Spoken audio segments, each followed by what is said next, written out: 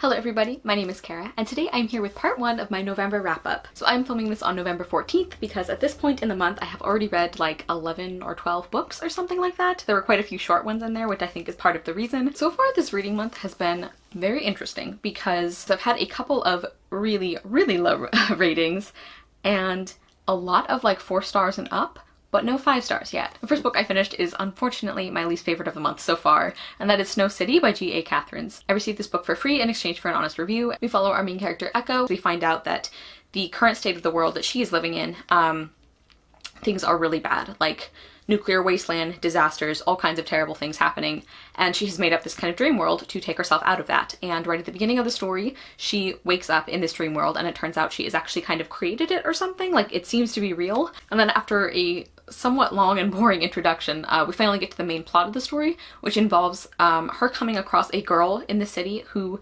it doesn't seem like things are quite right with her. Something bad has happened and nothing is supposed to go wrong in Snow City. This is supposed to be like a perfect place that Echo has kind of created with her own mind, so she doesn't understand why these bad things are starting to happen. And she ends up kind of taking in this girl named Charity to take care of her and to try and figure out what is going wrong. I really liked some of the discussion and the lines about music. I found those really beautiful and very evocative. I really enjoyed those because Echo is a musician and the way that she talks and thinks about music was very beautiful to read, and it really spoke to me in some places. I also think the concept of the story could have been interesting, but I think it should have been a novella or even a short story.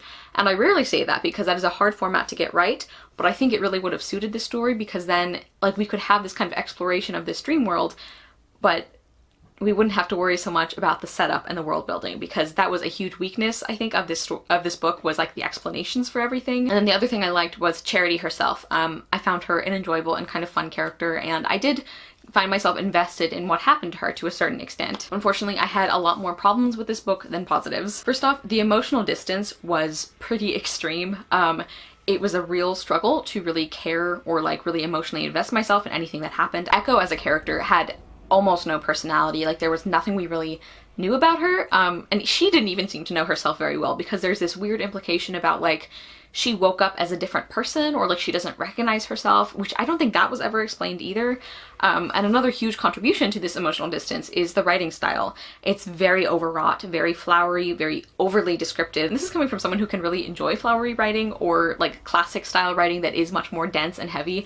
This just did not work for me or for this story. I also think the plot was really sloppy. It was very boring for a good portion of the book, and then when things do start happening, we go from like 0 to 200. Like we get into this weird like cult stuff and like sacrifice, and just like these really weird things start happening, and there was like no indication of what kind of story this was going to be, like based on the description for this book. There's a few characters that are described in a way that is extremely racist, or at the very least racial profiling or like stereotyping, because there's a few characters who become important in the story who, as soon as Echo sees them, she concludes instantly that they're thugs or that they must be gang members because they are men who are big and black. And we find out later that this is kind of true, but it's like it just made me very uncomfortable that the reason Echo could figure this out so quickly is because these were black men, essentially. That was the only reason she had.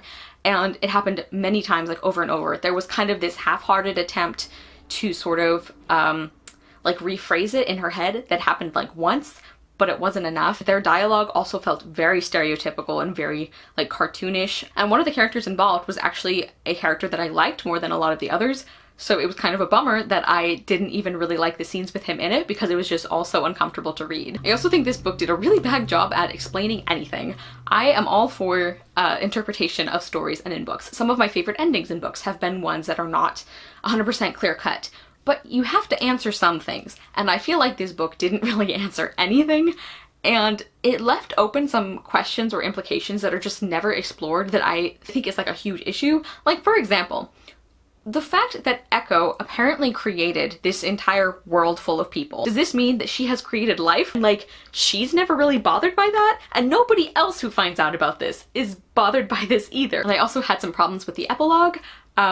Despite the fact that there was actually some emotional payoff, which was nice considering there really wasn't for most of the book. I just really didn't like the way the epilogue was done. It kind of fit in with what I was saying earlier about like nothing, like no implications being explored and nothing really being explained. I liked very, very few things about this book, and I ended up giving Snow City 1.5 stars. Next, I finished Things No One Will Tell Fat Girls, a handbook for unapologetic living by Jess Baker. And I listened to this as an audiobook, and the audiobook is narrated by the author herself. And I thought this was really fantastic. This is a nonfiction sort of memoir of the author's journey with body positivity, like that movement, but it's not completely. Like, she also brings in a lot of statistics and studies, and she also has other people talk about their experiences too. And I just really, really enjoyed this. It's all delivered in a very like friendly and compassionate tone, which I really liked. But she also, like I said, did a really good job of including facts and figures and statistics and just like really attacking a lot of the myths around fat people. I have too many favorite parts to name, but one of them that I did really like was when she's basically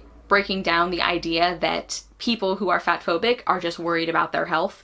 It's not about health. And there's a lot of research that shows that. And this is just such an important book for anybody, I think, who has ever struggled with any kind of body image issue, which is probably everybody. There's this really lovely part at the beginning where she's going through all of the people that she intends this book for. And it starts out with, you know, if you are fat and you have been shamed for it, if you feel like your body type doesn't conform to these conventional standards, and so on and so on. And by the time you get to the end of the list, it's like, if you have a body, this book is for you. And I really do think that's true. I think she's very understanding of people being at different points in their journeys to self-acceptance or self-love, or just even talking about their bodies. And I also love the fact that when she got diverse perspectives on some of these movements or some of these topics, she actually had people give their own words. So it was like own voices, representations of a Black woman's experience or of a trans person's experience and things like that. The kind of guest essays or guest articles were read by Jess Baker, but they were written by own voices, authors, or activists. And I just found that really important and thoughtful and compelling. The only couple negatives I have is, for one thing, so like right at the beginning of the book, Jess Baker talks about how like she's a person who swears, and she's gonna swear a lot in this book. And that didn't bother me. I was fine with that. But I feel like she sometimes used cuss words in weird places, and it sometimes took me out of the book. I feel like it happened less as we went on, but like in the first quarter or so, there were a lot of times where I would kind of get pulled out of listening to it because I'm like, if I was gonna drop an F-bomb, I wouldn't have put it there, but okay. And then another thing is, even though I liked hearing the author tell this in her own words, it was very engaging that way. I think that the layout made it sometimes difficult because it was hard to tell when she was transitioning from her point of view to one of the guest essays or to a little like sidebar or a side note or something. I really enjoyed this and I gave it 4 stars. Next, I finished Coyote Tails by Thomas King, illustrated by Byron Eggenschweiler. And this book is just 2 short stories featuring Coyote, one of the trickster characters from Native American folklore, but they're basically about Coyote getting into trouble and trying to fix it, and how the other animals react to that or sometimes try and cause it. And I really enjoyed this. I feel like the sense of humor was really good too, because it's something that I think would definitely appeal to the target demographic, to young kids. I still enjoyed some of it a lot. There were a couple of funny exchanges that I just found very like entertaining. So I think it was a nice balance between those 2 things. Which is not to say that adults have to enjoy something in order for it to be worthy of kids enjoying it, but I just thought that was a really nice touch. I ended up giving Coyote Tails 4 stars. Next, I finished The Lost Flower Children by Janet Taylor Lizzle. And this was such an interesting journey finding this book again, because I actually had a copy of this and I don't think I've read it since I was like 9 years old or something. And I actually gave my copy away because I remember the ending made me so angry that I didn't want to keep the book. And then randomly, like a couple weeks ago, I started thinking about this book again and I couldn't remember the title. So I was just Googling like random strings of words that I kind of remembered the book being about in an effort to track down the title. And I finally figured out what it was and I marked it on Goodreads. And then I was at like a library book sale for a library that I don't even really go to very often. And I saw this for like $1 in like really great condition. And I was like, this is a sign, I need to reread this. And that's how I got this book. So in this book, we follow 2 sisters. The eldest is Olivia, and she's the one who we're primarily following in the story, and her younger sister, Nellie. And both of them have been dropped off at their great aunt Minty's house because their mother has died recently, and their father is really struggling, trying to find work and trying to sort everything out, and he can't really deal with them at the moment. So they kind of get parked at their great aunt's house, and neither of them are very happy about this. But as we see Olivia and Nellie and their aunt start to warm up to each other, which is really lovely, we also start learning more about this story, about the house and about some children who disappeared there and something connected to a garden and a tea set. And I just enjoyed this so much. I definitely think I loved this more than what I did when I was younger and actually in the target audience for it. I really, really enjoyed the writing of this book. Very kind of like stealth humor that I really liked. And I love the way that the writing of this book it almost mirrors the feeling of an old fairy tale that you get from some of the plot, because the kids themselves start learning about a story that is essentially an old fairy tale, and in some ways the writing kind of mirrors that, and in some ways it really contrasts with that, and I just loved how that was done. I'm so impressed with the number of layers in this book too. Like, there are several things that I know for a fact I did not pick up on when I was younger and reading this. Like, there's this one part, like, Nellie can be a little bit of a brat, which is of course kind of understandable given all that she has gone through, but she can still be very frustrating, and I remember hating her when I was little. And now I have a lot more sympathy for her, and for Olivia too. And there were a few parts in particular, like there's this one moment when Nellie says something, like she has these like 23 stuffed animals that she's always like taking care of, and they're taking everywhere and everything has to be done exactly right for them. And when her elder sister Olivia is given a choice of like inviting a friend over, Nellie says something like, "No, we can't. None of my animals can be left out. Like, they all have to come. I can't just pick a few to spend time with, so we can't have friends over," or something like that. And of course, reading that now, I'm like, oh, she's not just talking about the stuffed animals. Like, she's talking about how she doesn't want her big sister to start spending time with older kids and not have time for her. But she frames it as like her stuffed animals will get lonely. So just things like that. Like, there's so many layers to this book. Like, I have read like full-length novels. This is also very short. I've read full-length like young adult or adult novels that didn't have as much depth as this book did. And I also loved the feeling of like, is this magic or is this not? I don't know if you would call this magical realism exactly. But even Olivia, like, Olivia is not 100% sure if she believes in this magic garden or not. And you as the reader kind of have to make up your own mind, but not in a way that was frustrating. Like, I feel like the author gave you enough information that you can be satisfied with the ending, depending on what you want to believe, which is another thing I enjoyed so much more this time. I actually think the ending of this is really good. I see why I didn't like it when I was little, but reading it now, I'm actually very impressed with it, and I think it was really well done. And it's so funny seeing from Olivia's perspective, thinking like, oh, she's gonna have to train Aunt Minty to like know all the rules of like what makes Nellie happy and everything, and this is so exhausting, and grown-ups never know how to do anything, but like poor Olivia is just carrying this family. And I think that was so funny, but not in a way that felt like it was making fun of her. Like, I feel like this book was very compassionate towards its young and its older characters, and I ended up loving this book so much. I gave it 4 stars, and I'm honestly wondering if it should be even a little bit higher, because I can't really think of anything I didn't like about this. I also think it's so funny that if you had asked me before I found this book again how long I would have estimated the book had been, I remember thinking of it as like a full story, so I probably would have said like maybe just under 300 pages, you know, like it was a short book, but like a full-length novel. And it is so short. Like, this whole book is 122 pages, I think. I read this like in less than an hour, I'm pretty sure. But like I said, it really packed a punch. Next, I finished Fairest by Gail Carson Levine, and this is a story that is set during the same time as Ella Enchanted, but it takes place in Eortha, which is a neighboring kingdom that we hear about in Ella Enchanted. I think by the time I'm posting this, we will have already done our live show, so I will link that down below. But this is a Snow White retelling, and we follow our main character, Aza. She's always been treated badly because she's not conventionally attractive by the standards of Eortha. Everyone is always telling her how ugly she is, and reacting to her as if she's like this horrible monster. And so she's had a really hard life in some ways. And the main plot of the story starts when she ends up at the palace and kind of caught up in a deception involving her singing voice, because Eortha is a very singing focused, like, and music focused kingdom. And I enjoyed this so much. I love the way Gail Carson Levine does retellings. Like, she's so clever with them. Like the way that she used the Snow White story to really look at beauty standards and at what people are willing to sacrifice for beauty. I found that so interesting, and I think one of the reasons this tends to get low reviews is people get frustrated with Aza as a main character and how much time she spends obsessing about her looks. And I actually didn't have a problem with that. I thought it felt very natural, and it was really heartbreaking in some places, but it made sense. It felt very true and very real. And I actually really liked Aza as a main character. You know, she's somebody who wants to do the right thing, but is not always sure what that is. I also really loved the setting of Eortha, and although we got to learn about how intrinsic music is to this kingdom, and just the way that all of that is worked into the world building and the plot and the characters. And I also loved the family relationships in this book. Once the main plot kind of gets kicked off, we don't spend quite as much time with Aza and her family, but I loved them. I loved any glimpses we got of them, or their letters, or their interactions were just lovely. And really the only thing that I didn't really like about this book, it's sort of like a plus-minus situation, and that is Prince Ajori, I think that's how you say it, who's one of the supporting characters and kind of the love interest of this book. And the funny thing about him is, like, I sort of liked him against my will, because he did a lot of things that were very frustrating. Like, there's this one thing in particular that I really didn't like, and that felt kind of out of character for him, compared to how he was in the rest of the book.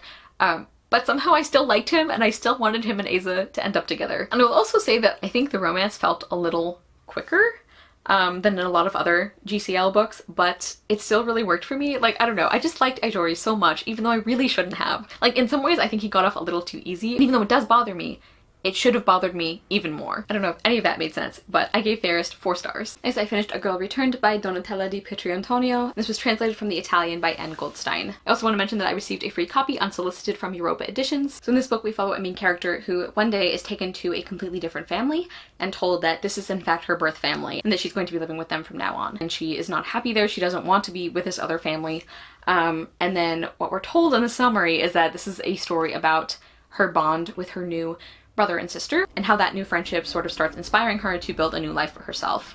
And I feel like that is a very misleading description of this book. I found the writing extremely confusing and choppy. There were multiple places where I had to go back and reread a page or a paragraph like 2 or 3 times even to try and figure out what had happened because it was so choppy and broken up. I really, really didn't like the characters, most of them.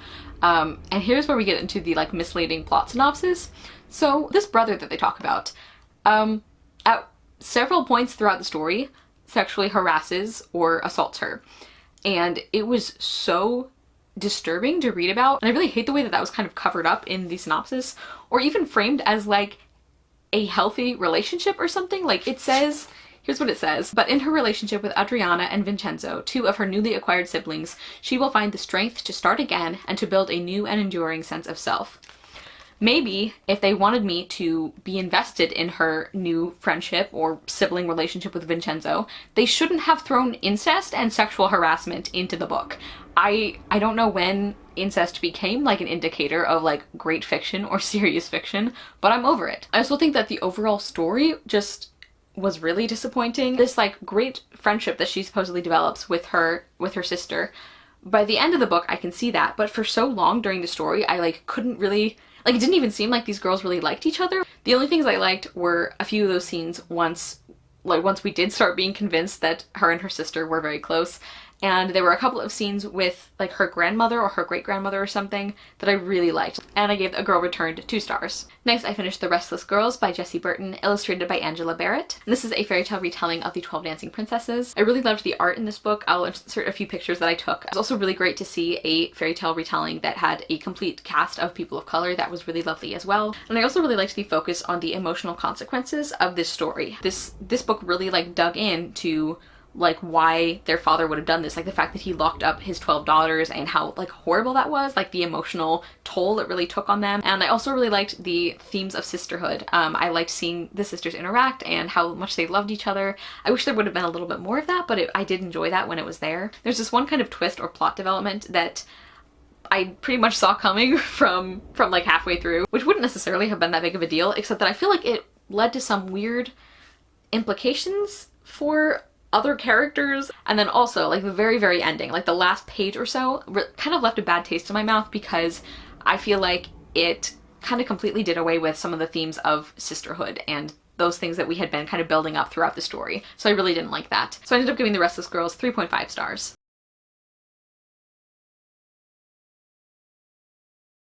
Next, I finished The Lost Kingdom of Bamarre by Gail Carson Levine. I just realized this is my second Gail Carson Levine book of the month. And this is a prequel to The Two Princesses of Bamarre, which is actually my favorite Gail Carson Levine book. It's always been my favorite, and I love it very deeply. It's a very important book to me. So I was very nervous going into this prequel because she wrote it many years later, and it's like, how are you going to compete with something that I love so much and that I have such a strong emotional connection to? Well, this ended up being like my biggest surprise of the month because I really loved this. In this book, we follow our main character Peregrine, and she has grown up in the kingdom of Locti.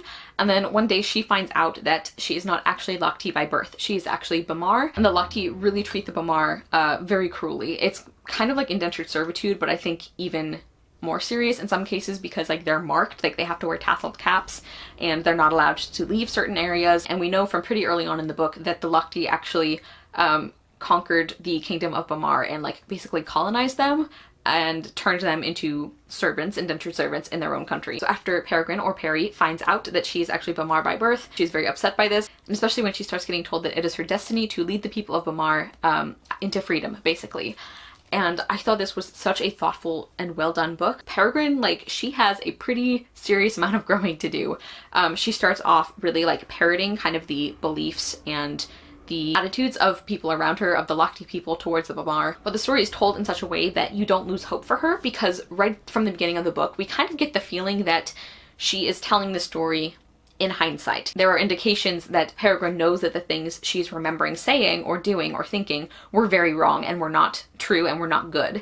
So I think that's one of the reasons why you're still kind of willing to see Peregrine go on this journey. I also want to mention, so I didn't realize that this is kind of a Rapunzel retelling. Like, it's pretty loose, but there's a few like major plot elements, like the tower, for example, and having long, possibly magic hair. That was a really fun addition that I wasn't expecting. And as far as a prequel, I think this one was almost flawless. Like, I think Gail Carson Levine struck a beautiful balance with this book. I think if you didn't like Two Princesses of Bamarre, I think you could still really enjoy this one because it's so different. But I think if you love Two Princesses like I do and you're worried about this kind of ruining that, I don't think you need to worry about it, because she really plays off of some of the love and the knowledge that readers have for Bamarre while still telling a completely new story and making it exciting and fresh and stopping you from comparing it too much to that completely different book. I also really liked a lot of the characters. There's a love interest who I thought was really sweet, and I really liked seeing their interactions actually. And as far as the plot, I really liked the story of this book too. Like, so much happens in this book without it feeling too cluttered. One of my favorite things about this book were the themes that were explored and how thoughtfully those were done. So of course we have things about like prejudice and how wrong that is, and seeing Peregrine really realize that, and the fact that she should have known better even before she found out she was a Bamarre. Like, even if she were a locti, this would not be okay.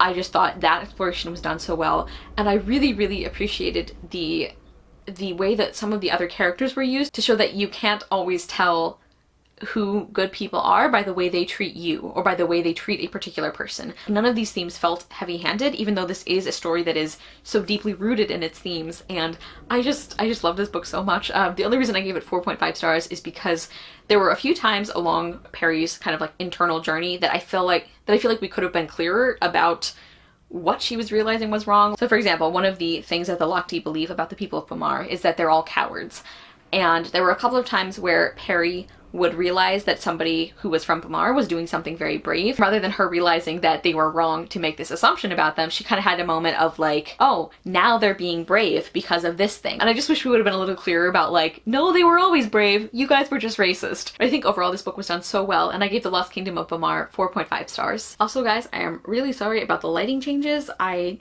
don't know what's going on, so we're just gonna keep going. And the next book I finished was The Lazy Historian's Guide to the Wives of Henry VIII by Gillian Hamilton. This is pretty much exactly what it says on the tin. It's a nonfiction book about the lives of the 6 women who were married to Henry VIII, but it focuses on them and on their lives and stories. He's obviously an important character or person in this book, but it's not centered around him, and that was really lovely to see. I just ended up loving this. I thought it was such a thoughtful and entertaining view of these interesting and powerful women.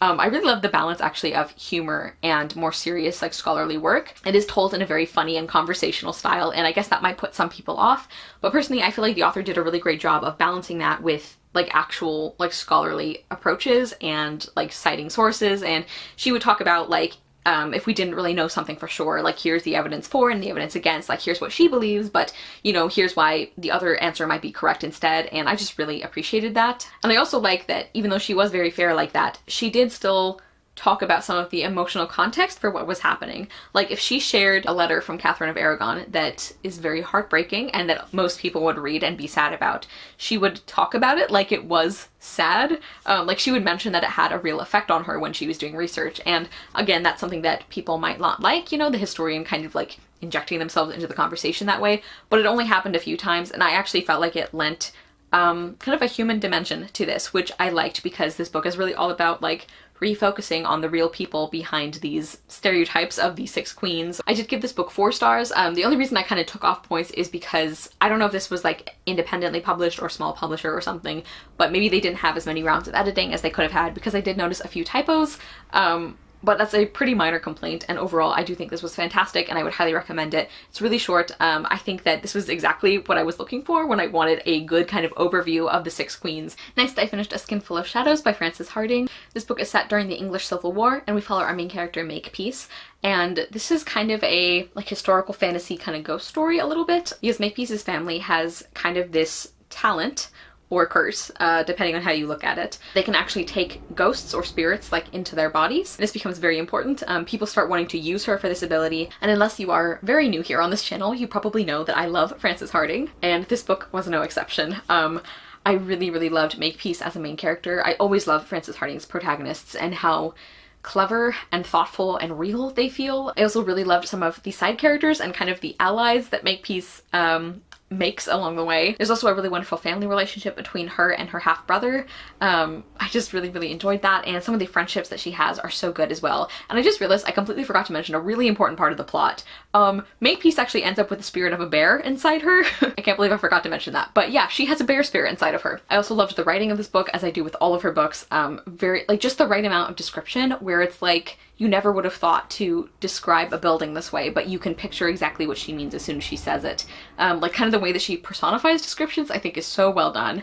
But the dialogue is also really great. Like the plot itself is really fascinating and complex, and something I think she's also always good at is the like, the moments of realization, like the horror when you finally realize what is going on. Even if you have figured out like what actually is happening, that moment of dawning horror is so impeccably written that you react as if you didn't expect it. Quality-wise, I think this is amazing, as all of her books have been. The reason I gave it 4.5 stars is like I personally just don't enjoy stories about possession and those kinds of things, so that wasn't as enjoyable for me as some of her other plots were. And also because I would have liked more time or more space given to the relationship between Makepeace and Bear. Next, I finished Emily, La Marquise du Châtelet Defends Her Life Tonight by Lauren Gunderson. And this is a play, and I apologize for my atrocious French. I'll actually put her full name on the screen.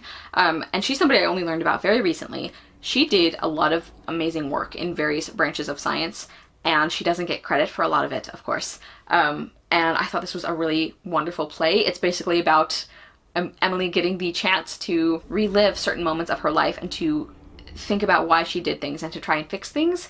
And we also see a lot about her relationship with Voltaire. She and Voltaire were lovers for quite a long time. I just thought this was a really interesting play. She just really came alive as this historical woman who didn't get her due, but who did amazing things. I also really like a couple of scenes with her and her daughter, where you kind of realize that being a woman who didn't get enough credit doesn't necessarily mean that you are going to give other women credit, if that makes sense. I don't know how much of that was based in like historical fact or anything, but I thought that parallel between her and her daughter was just very thoughtfully done. I also really liked some of the humor of the dialogue, like especially between her and Voltaire. Like their banter was sometimes very entertaining, even though Voltaire is kind of an asshole. I read only one thing written by Voltaire and I was pretty unimpressed, but his character, the way it is shown in this play, like even though I still don't like him really, I can understand why Emily was like drawn to him or was interested in him. I ended up giving this play 4 stars. I did really enjoy it, but I think the end left something to be desired, and throughout the play there was kind of this general sense of like, this is going to be a very hard thing to describe. When you've read a lot of modern playwrights or plays, you kind of start noticing that a lot of them have like similar styles, or similar styles of endings at least. If you've read a lot of a particular kind of modern play, they kind of all hit the same beats, and I feel like this one fell into that trap a little bit. And finally, the last book I'm going to talk about in this first half of the month wrap-up is The Ghost Wore Grey by Bruce Coville. This is the second book in the Nina 1011 series, and it is a middle grade paranormal series. And our main character Nina and her best friend Chris can see ghosts, and this book takes place at an old inn,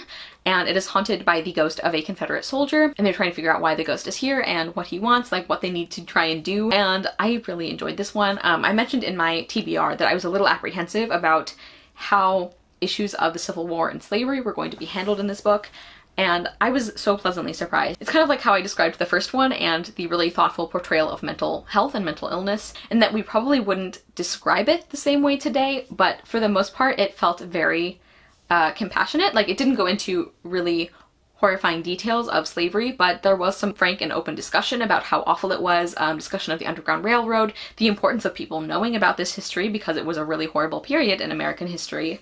Overall, I was just very impressed by how that thematic element was dealt with. I also really love the friendship in this series. Nina and Chris are just such wonderful characters. The only things I didn't love about it is I feel like there's too much of an emphasis on like these girls getting crushes on like older guys, and I also feel like the ending could be kind of a hit or miss thing. I feel like this is in the category of things that we probably wouldn't write this way today, but it definitely was a step in the right direction, and I don't think it was outright bad. I just think it would probably be interpreted a little bit differently or told a little bit differently today. Okay everybody, so those are all of the books I've read in the first half of November. Let me know if you've read any of these, what you thought of them. Thank you guys so much for watching. I will see you soon with another video, and I hope you love the next book you read. Bye!